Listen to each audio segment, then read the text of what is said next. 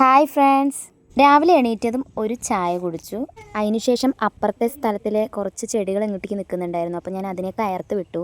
അപ്പോഴാണ് നമ്മുടെ അപ്പുറത്തെ വീട്ടിലെ വലിയമ്മ വിളിച്ചത് എൻ്റെ പാത്രം വലിയമ്മൻ്റെ കയ്യിൽ ഉണ്ടായിരുന്നു കേട്ടോ, അത് തരാനാണ്.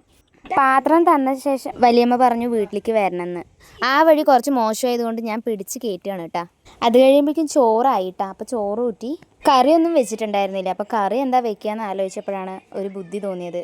പെട്ടെന്ന് ഉണ്ടാക്കാൻ പറ്റിയ ഐറ്റമാണ് കേട്ടോ അത്. ഇതൊക്കെയാണ് സാധനങ്ങൾ: ചെറിയുള്ളി, തക്കാളി, പുളി, ഉപ്പ്, പച്ചമുളക്. അതിനുശേഷം ഇതെല്ലാം ചെറുതായിട്ട് അരിയണം.